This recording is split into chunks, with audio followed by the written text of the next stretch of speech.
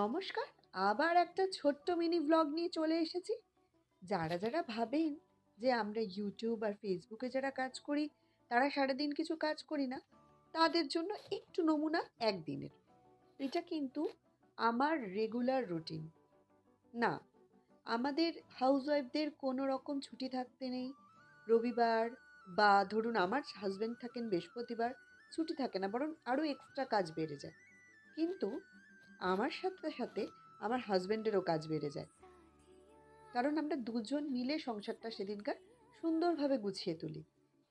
যেমন বৃহস্পতিবার দিন আমরা ঘরের সব কিছু গোছাই।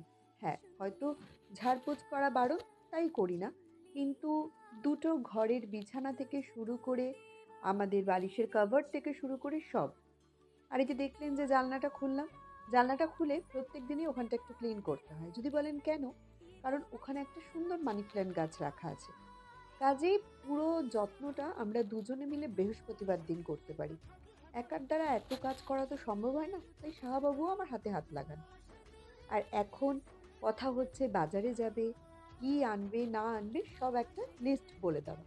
আর শাহবাবুর একটা কি বলুন তো, কোনোদিন লিস্ট লিখে নিয়ে বেরোয় না, সব কিছু মেমোরিতে নিয়েই বেরোয় এবং পারফেক্ট একদম জিনিসপত্র নিয়ে আসে। খুব কম হয় যে এটা ওটা ভুলে যায়।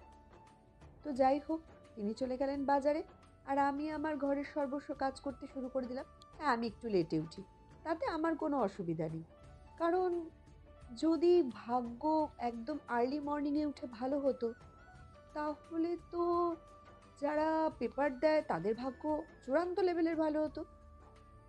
বা ধরুন যারা সকালে করে দুধ দিতে যায়, ওসব কথা বাদ দিন, ওই সব তো কন্ট্রোভার্সির মধ্যে পড়ে যাচ্ছে।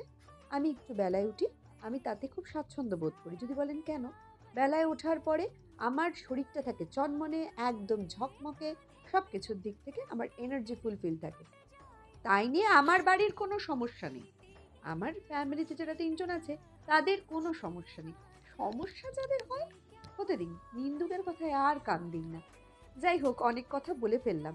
আর বলতে বলতে কিন্তু আমার ঘরের অলমোস্ট অনেক কাজ কমপ্লিট। হ্যাঁ, আমার একজন হেল্পিং হ্যান্ড আছেন, দিদি ভীষণ ভালো, হাসি খুশি, তাকে নিয়ে আমার দিনটা বেশ ভালোই যাচ্ছে।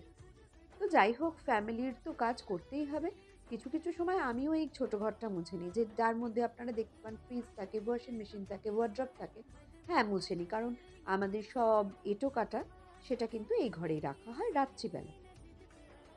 শুধু যে ওয়াশিং মেশিনের কাজে তাই না, আমি কিন্তু হাতেও কাচাকুচি করি। দেখুন, যেহেতু ওয়াশিং মেশিনে এখন চাদরগুলো রেখেছি, তার জন্য হাতেই কিন্তু যতটা পেরেছি কেচে নিয়েছি। কেচে ধুয়ে মেলে দিয়েছি। এখনও শাহবাবু বাজার থেকে আসেনি, বাজার থেকে আসলেই রান্না বসাবো। তো ভাবলাম বাজার থেকে যখন আসবে তখন দেখা যাবে, আগে পুজোটা সেরে নিই। তাই চটপট করে, বৃহস্পতিবারের পুজো বুঝতেই পারছেন অনেকটা সময় লাগে, তাই চটপট করে পুজোটা কিন্তু দিয়ে ফেললাম। আর এই যে হচ্ছে আমাদের রাজু বাবু, আমাকে 15 বছর হয়ে গেল ফুল দেয়, ভীষণ ভালো একটা মানুষ। আর শাহবাবু চলেও এসেছে, বাজার কি গো, টাজার রান্না করেছে, হলো? রান্না প্রায় অলমোস্ট হ্যাঁ, হয়ে ডান। গেছে। শুভ দুপুর। এসে বলছে, আর আমাকে দেখে বুঝতেই পারছেন কি হয়ে গেছে, রান্না হয়ে গেছে। বেশি কিছু রান্না করি না বৃহস্পতিবার, করেছি মাছের ঝোল আর ধনেপাতা টমেটোর চাটনি। টাটা, আবার পরে দেখা হচ্ছে।